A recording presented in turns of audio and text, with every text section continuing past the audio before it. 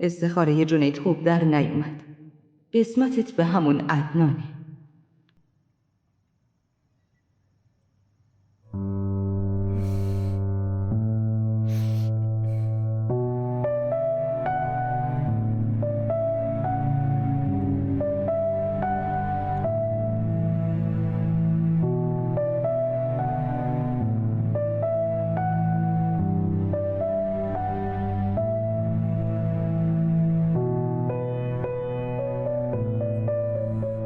الو، چطوری؟ من خوبم. تو چطوری؟ منم خوبم. خوبه که حواست به من هست. میدونی چقدر دلم تنگ شده بود صدا تو بشنوم، چقدر دلم میخواست باهات حرف بزنم. خودت خوب میدونی زویا، وقتی باهات حرف نمیزنم تا وقتی زندم این حس با هم میمونه. تو دلت نمیخواد با من حرف بزنی؟ منم باید باهات حرف بزنم. خب باشه، بگو، دارم گوش میکنم. پشت تلفن نه، میخوام ببینم تو باهات حرف بزنم. میدونی منم میخواستم ببینمت. باید کلی باهات حرف بزنم، کلی چیز ازت بپرسم. خوب شد که خودت گفتی. خودم میدونم به خاطر من مجبور شدی کلی سوال جواب پس بدی. برای همین میدونم که سخته. برات در حقیقت راضی کردن خانوادت هم خیلی سخته. من فردا میبینمت. عزیزم، تو که هنوز هیچ جوابی به من ندادی. فردا میبینمت دیگه. جواب همه چیو بهت میدم. فردا یعنی کل شب باید منتظر بمونم؟ حتی نمیشه خوابید؟ یه چیزی بگو که بتونم شبو بالاخره بگذرونم. الان باید برم. فردا میبینمت. خدافظ. خداحافظ.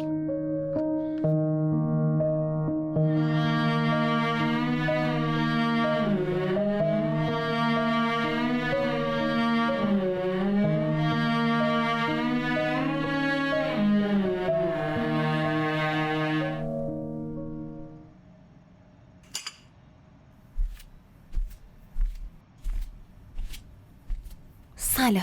علیک سلام. داری کجا میری؟ میرم دانشگاه. باید یه سری مدارک مهم ازشون بگیرم. جواب امفیلم اومده. میرم ببینم که چی شده. شب داره برامون مهمون میاد. خیلی کار داریم. بعدش هم من نمیذارم برای امفیل بخونی. برای همینم نیازی نیست که بری اونجا. یه ساعته برمیگردم مامان. همیشه همینو میگی، یه ساعت. لازم نکرده بری. معینم که خونه نیست. چطور میخوای تنها بری؟ مگه داداش همیشه با هم میاد؟ حالا یه روز دیگه با معین با هم میرید. آخه چرا به هم شک داری؟ تو حالا هرچی گفتینو گوش کردم. ازدواجم هم که به میل شماست. پس برای چی محدودم میکنی؟ میتونم محدودت کنم چون مادرتم. مامان اگه اینطوری تو خونه زندانی کنید نفسم نمیتونم بکشم. با این احساس که شما به هم اعتماد ندارید میمیرم. تو چت شده؟ برای چی بهش شک داری؟ برو دخترم، داره دیرت میشه. شب یکم زودتر برگرد لطفا. مهمون داریم. چشم. 1000 بار بهت گفتم به این بچه ها سخت نگیر، سرکش میشن. با محبت باش، دستور نده. به خدا من میدونم این دختر چقدر پاکه، چه فداکاری بزرگی داره میکنه برای این خونه، برای تو.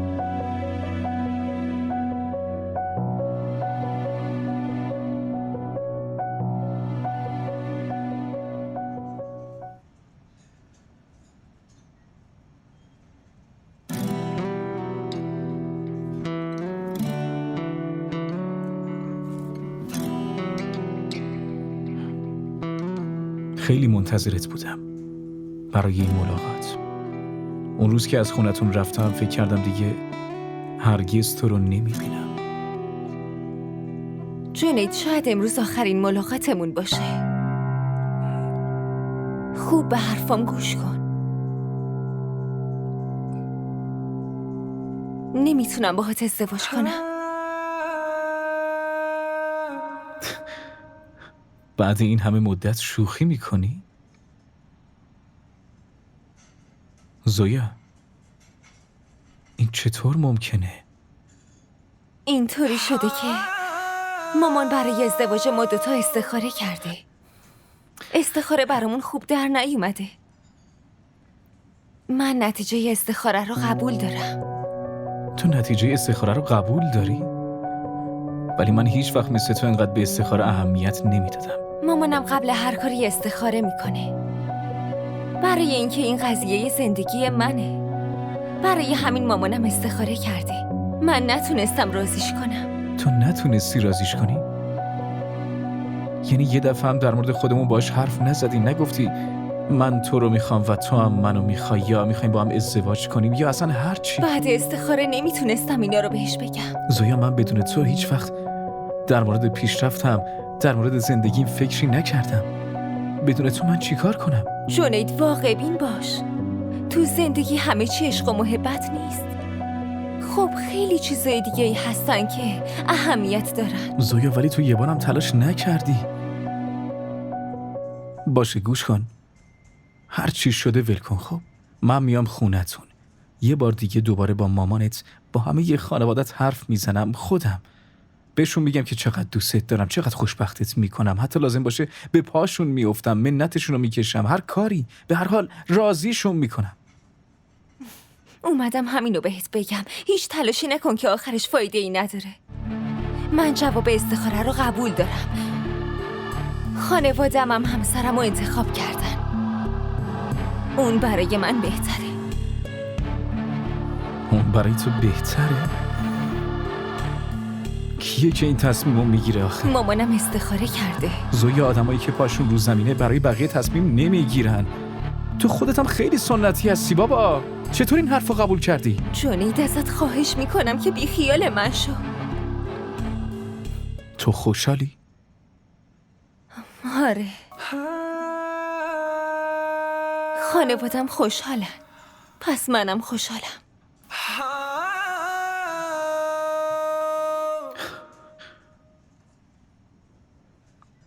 حق با تو. معلوم خوشحالی، چون با به هم خوردن این رابطه شاید فقط منم که اذیت میشم. چرا اینطوری نگاه میکنی؟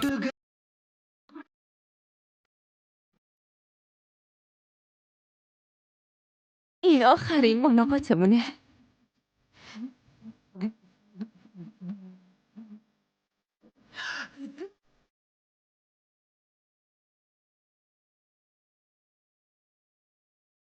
ببین زویا، هر چقدر میخوای منو، چون از امروز به بعد دیگه نمیذارم منو ببینی. خوندن رو دوباره شروع کن.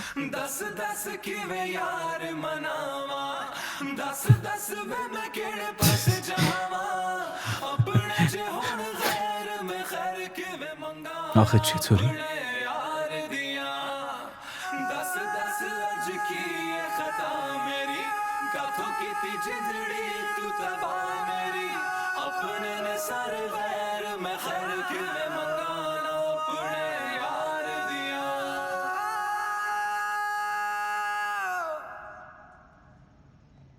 بفرمایید، ما رسیدیم.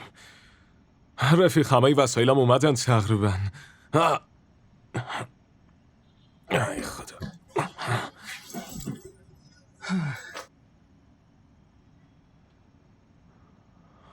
چی شده؟ باز زویا چی کار کرده؟ دوباره چی گفته ها؟ اینو ول کن، ازدواج میکنم. اونو ول کن، خانوادم رو راضی میکنم. بس کن دیگه، بس کن. فسیح دیگه خوشحال باش، چون اون برای همیشه منو ول کرد و رفت.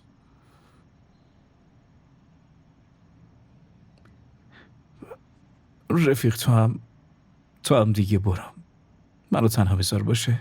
این چه حرفیه میزنی جنید؟ تو حالا اینطوری حرف نزده بودی پسر جون.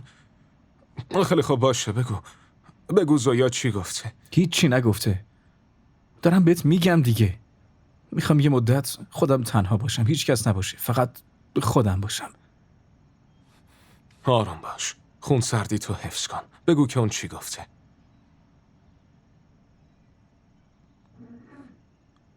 گفتش که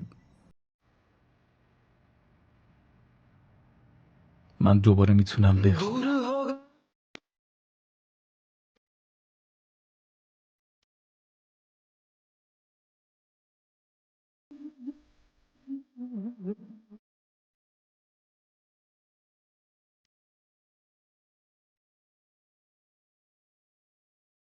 خب برگرد سر کارت. من که بهت گفته بودم اون کاری بات نداره رفیق. باور کن که مرده زنده‌ات هیچ فرقی برای اون نداره. منو ببین جنید، هنوز وقت هست، میتونیم درستش کنیم. گفتنش برای تو راحته، ولی از من بر نمیاد. جنید، من اینو کاملا برات راحتش میکنم، تو فقط یه قدم بردار. هیچی درست از آب در نمیاد. هیچی درست نمیشه.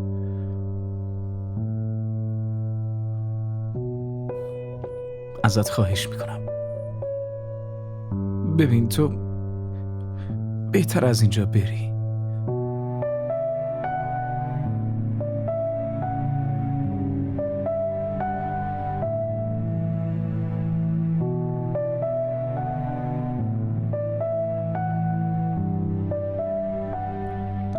این ازدواجو فقط به خاطر خانواده‌ام دارم قبول میکنم، ولی تو همیشه تو زندگی میمونی. آره اشتباه که هست، ولی چی کار کنم؟ مجبورم ازدواج کنم. باشه برو، بهت زنگ میزنم.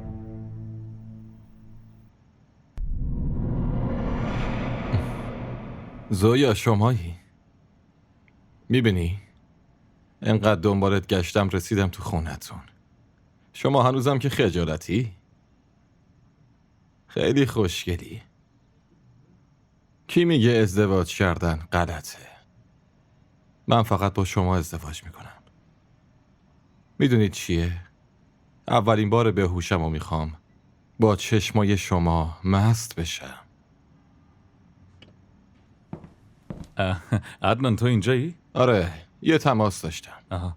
خب ببریم تو؟ آره حتما بریم. تو هم بیا. حالتون چطوره؟ خدا رو شکر خیلی خوبم. شما چطور؟ منم خوبم خدا رو شکر. چرا اینقدر زحمت کشیدین؟ چه زحمتی؟ مهمون که میاد برکت میاره خونه. بفرمایی. بیا زایا دخترم، بیا اینجا بشین پیش من. ماشاءالله عروس خیلی خوشگلی و پسندیدی. بله من که خیلی وقت پیش بهت گفتم زویا خیلی خوشگله. وقتی ببینیش نمیتونی تعریفشو نکنی. منم دلم میخواد این زودتر عروسم بشه و بیاد خونمون. بله باید همین امروز همه چی مشخص کنیم. بله همین امروز تاریخو مشخص کنیم. آب چی خاطره؟ ببینید اگه اجازه بدین رسوماتو انجام بدین. حلقه آوردیم براش. بله حتما. بسم الله بفرمایید.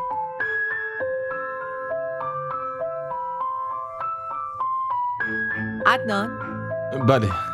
پاشو پسرم انگشتر رو دستش کن. نامزدته ها. دستش کن دیگه.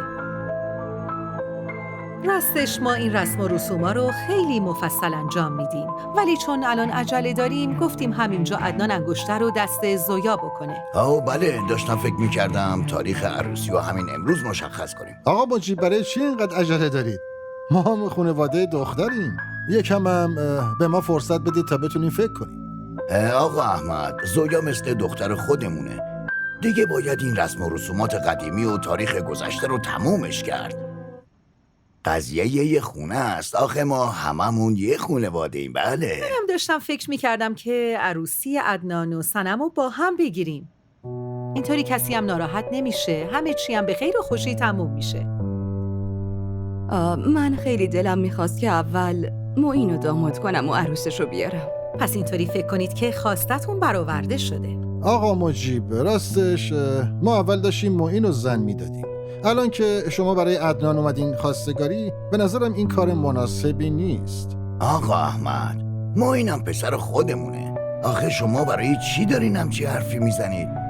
من که از اولم خودم میخواستم بگم 15 این ماه کنار معین و صنم برای زویا و عدنانم عروسی بگیریم. ها نظرتون چیه؟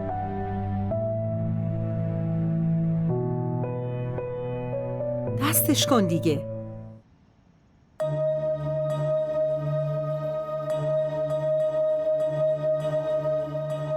خیلی مبارک باشه. مبارک آقا احمد. بله. پسرم مبارک باشه.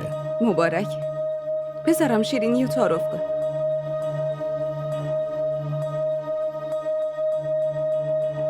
ما را در شبکه‌های اجتماعی دنبال کنید. من اول به عروس عزیزم بدم.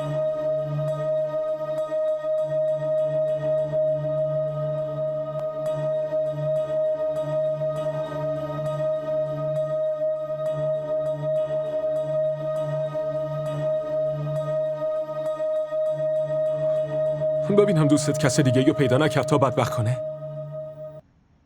جنید و زویا صحبت کردن. صحبت؟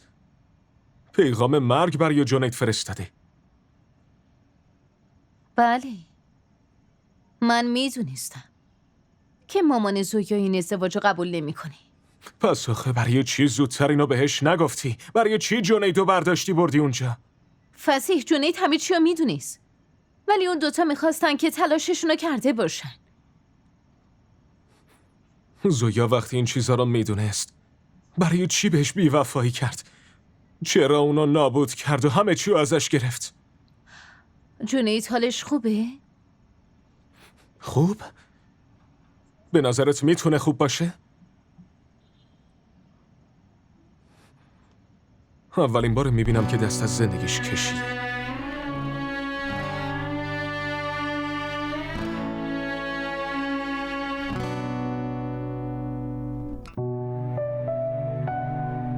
زویا به خاطر خانوادش فداکاری کردی. هیچ فداکاری نکرده. گولش زده. هیچ وقت هم نمیتونه خوشبخت باشه. راجع به زویا اینجوری حرف نزن. آرشین برو یه چیزو به زویا بگو باشه. بهش بگو که اگه جنید چیزیش بشه مسئولیتش کاملا با اونه. آخه جنید هیچ کس هم نداره که بفهمه این چیزا همش تقصیر زویاست. نمیتونه از اون انتقام بگیره یا بگه که اون مقصره. آخه واسه چی اینطوری میگی؟ جنید هیچیش نمیشه. حالی که اون داره رو نمیتونم الان برای توصیفش کنم. آرشین از این میترسم که یه وقت بلایی سر خودش بیاره. فسیح جنید که بچه نیست. من قبلا هم بهش میگفتم از فکر زویا بیاد بیرون. زویا خیلی سنتیه، خیلی واقع بینه. واقعیت بقیه رو نابود کرده. اینو خودش هم میتونست به جنید بگه، نمیتونست؟ اینقدرم شدید اونو عاشق خودش نمیکرد، حداقل خودش اینو میگفت. اینجوری جنیدم نابود نمیشد.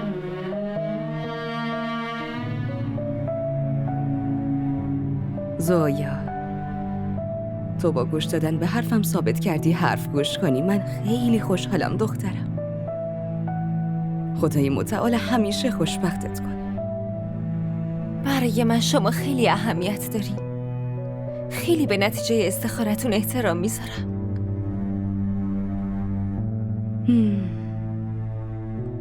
ولی چرا اینقدر داری گریه میکنی دخترم؟ چون که من خیلی زود دارم از این خونه دور میشم مامان. دور کجا بود؟ خانواده شوهرت که نزدیکمونن. میری و میای دیگه. برای پدر و مادر چیزی قشنگتر از به سر و سامون رسوندن دختر نیست. خدا رو شکر. خدایا شکرت. تو اینطوری گریه میکنی که حواسش به بابات باشه. جلوی بابا گریه نمیکنم. دختر من خیلی شجاعه.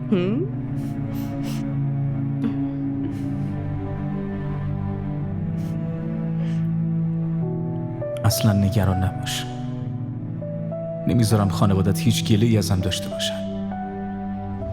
نه خواهشاً هر کاری میکنی بکن، فقط مامانش اینجا نیاد. باشه مراقب باش. میبینمت. خب یه بار بهت دست بدم دیگه همه زندگیم ولت نمیکنم. دست بده زویا. دیگه باید همه زندگیتون دست همو بگیریم. اشکال نداره، دیالوگی قشنگی بود. خداحافظ.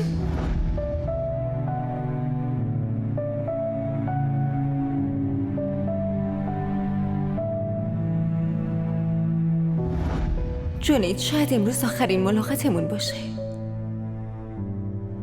خوب به حرفام گوش کن. نمیتونم باهات ازدواج کنم. दूर हो गया है प्यार मेरा मेरी कोई दुआ रब सुनदा है ना यादां दियां च मर जाना मैनू जग तो भी हुण दस की लेना بیبی برای استخاره اومدم پیشتون. برای دخترم خواستگار اومده. ازتون میخوام که استخاره کنید ببینید پسره به مصلحت دخترم هست یا نه. من نتیجه استخاره را از صمیم قلبم قبول دارم.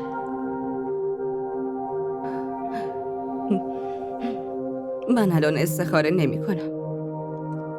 نه بیبی اینطوری نگین. اگه شما قبول نکنید پس ما کجا بریم؟ به کی حرف دلمونو بزنیم؟ تو خونمون عروسیه، مهمونا میان و میرن. برای همینم فعلا بعدن برای دخترت استخاره میکنم.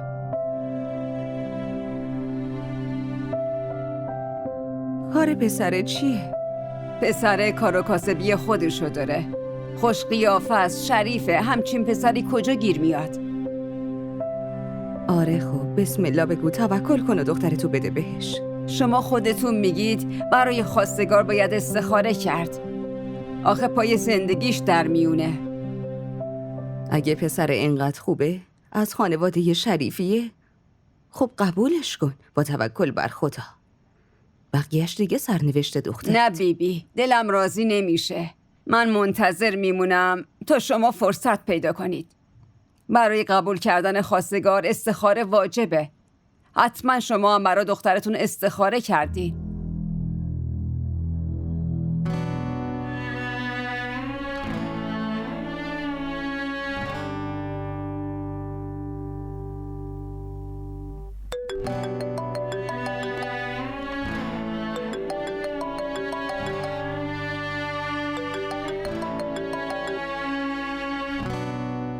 الو. سلام زویا. شما؟ من سنمم. آها سنم. کارای عروسی چطور پیش میره؟ چه کارایی؟ یعنی چه کارایی؟ مثلا عروسیته فقط چند روز مونده. همه کارا رو مامانم کرده. مامانت کارا رو کرده؟ این چه حرفیه میزنی؟ عروسی توه. حداقل لباس و سرویست باید به سلیقه خودت باشه. خب من به طلا که علاقه‌ای ندارم. لباسم هم از قبل آماده است. ولی زویا اون لباسا از مد افتادن. الان مدلای جدید اومده، چیزای جدید تو بازار هست. منم چون میدونم که تو خیلی به مد علاقه داری، پس تو باید به من کمک کنی و منم به تو.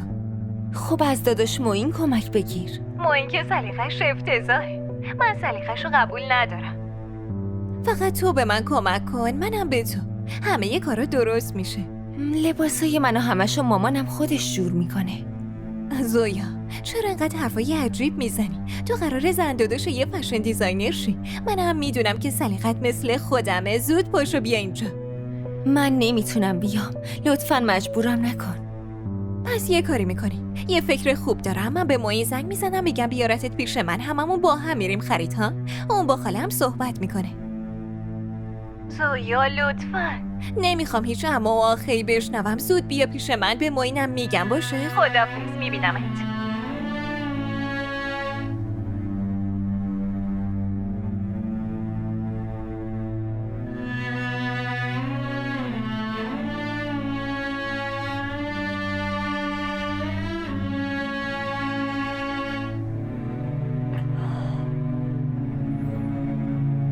چی شده؟ خوابت نمیبره؟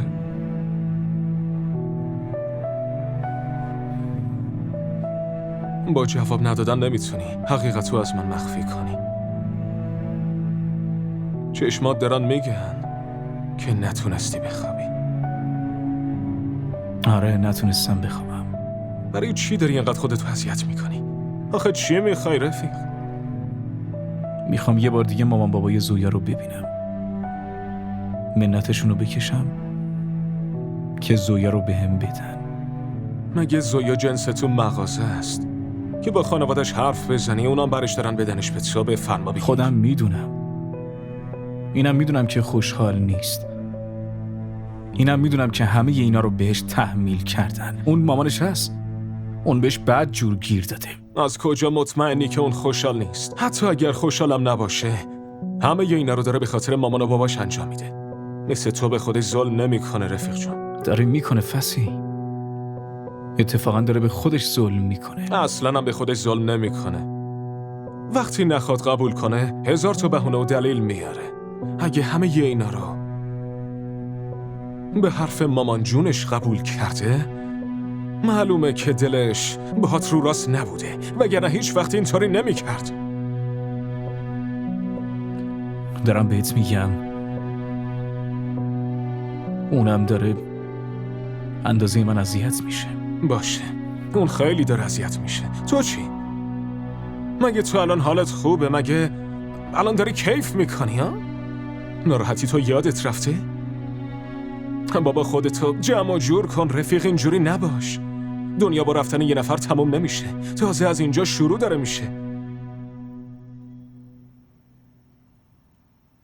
هر چقدر آدم بشکنه خودت باید تصمیم بگیری که چی کار کنی. به حرفم گوش کن. میخوای آلبومت دوباره کار کنی یا میخوای بری سر کار؟ با سکوت هیچی متوقف نمیشه برادر من. امروزم باید بری دفتر برای قرارداد.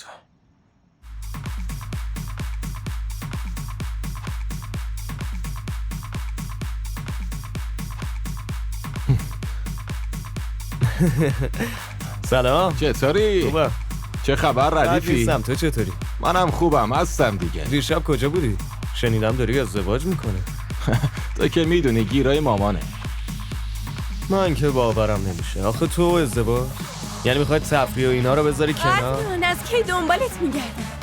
بعد تو اینجا نشستی؟ برای چی منتظرم؟ چه نیازی هست؟ بیا بشین پیشم. منتظر میمونی خودتو اذیت میکنی. بشین. هی ببینم، میدونی که داره ازدواج میکنه؟ آره میدونم. داره با یه مارمولک ازدواج میکنه، منو ول میکنه. نگران نباش. ببین ما همیشه دوستای خوبی میمونیم دیگه. عزیزم برای چی ولت کنم آخه؟ آره میبینی بعد ازدواج با مارمولک کی ول میکنه منو؟ مارمولک هم بد نیست.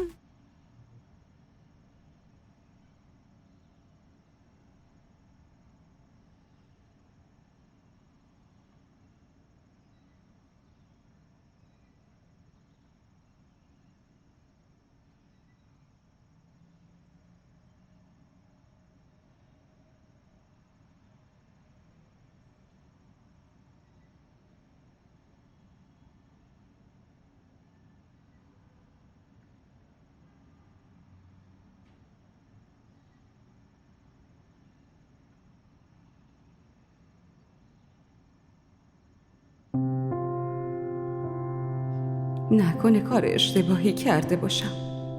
ای خدا رحم کن. نکنه دوباره گناهی ازم سر بزنه. خدایا منو ببخش.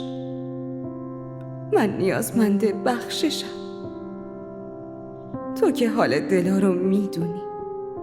همه این کارا رو به خاطر زویا میکنم. منو ببخش خدا. گناه قبلی من ببخش. زویا رو همیشه خوشحالش کن پروردگارم. اونو به خاطر گناههای من تنبیه نکن. ما را در شبکه‌های اجتماعی دنبال کنید.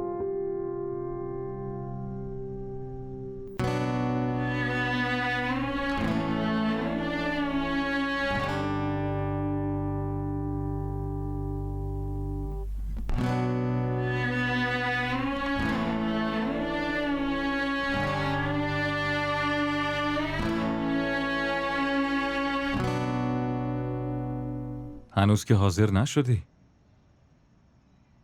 اومدم دنبالت که ببرمت. سنم منتظرمونه. ببینم تو با سنم حرف زدی؟ چی شده زویا؟ ازم ناراحتی؟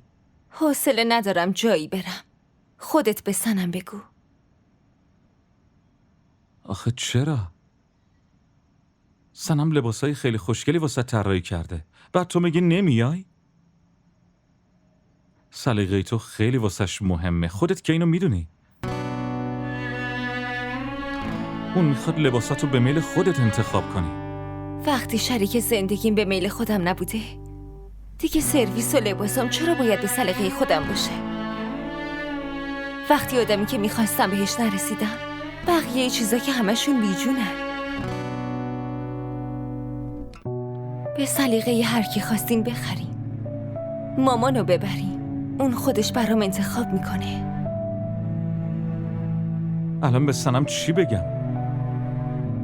خیلی فکر سنمی مگه نه؟ سلیقه‌اش، خوشحالیش، ناراحتیش. منم خواهر خودتم. ولی خب شاید یادت رفته. بهش بگو مامان اجازه نداد. گوش میکنه.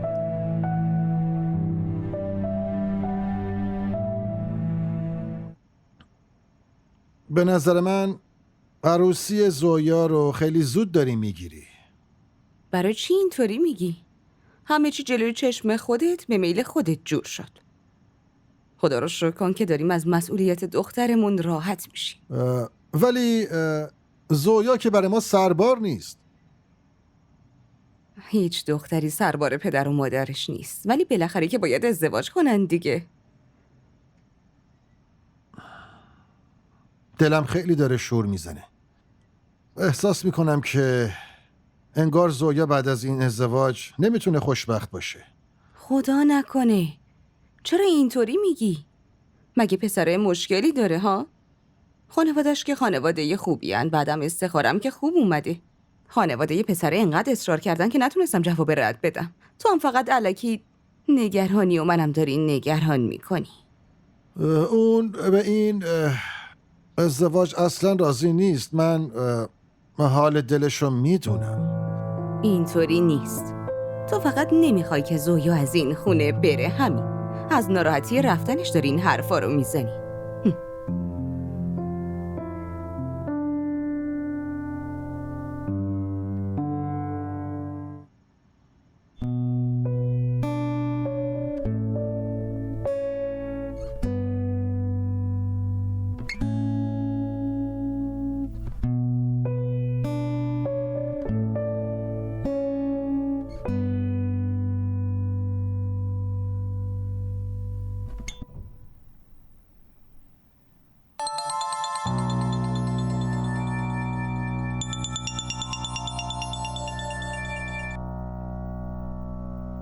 الو.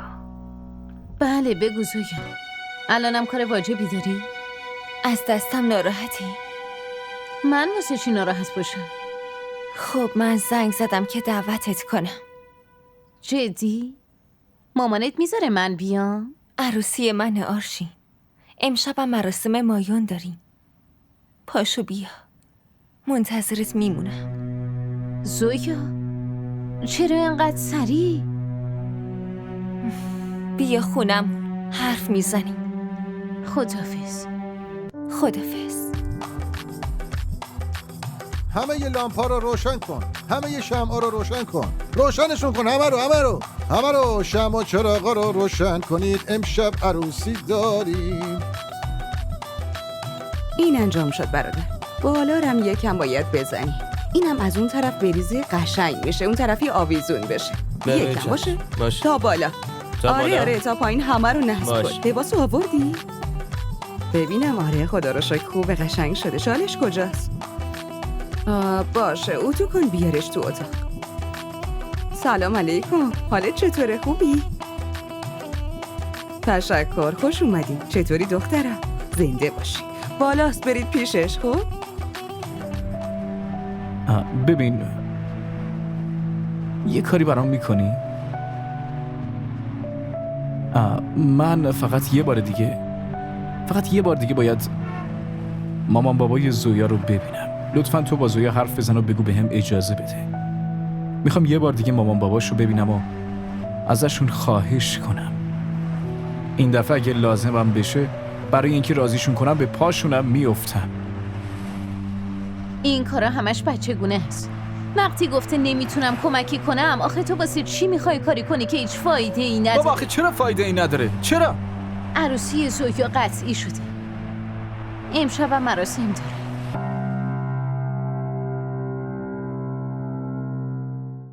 تو همش یه شال انداختی رو سر تو نشستی. کلافه نمیشی؟ منظورم اینه راحت باش عزیزم. درش بیار. مامانم خیلی خوشش میاد شال میندازه. ولی تو الان بام ننی. من اصلا از این شال خوشم نمیاد. درش بیار.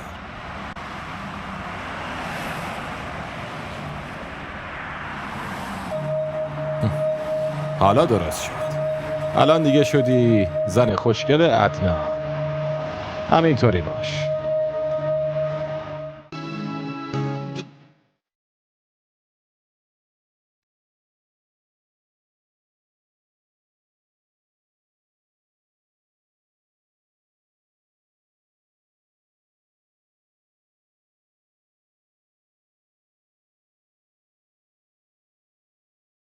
DDTV ارائه کننده بزرگترین سریال های درامای ترکی، کره‌ای، پاکستانی دوبله شده به فارسی می باشد.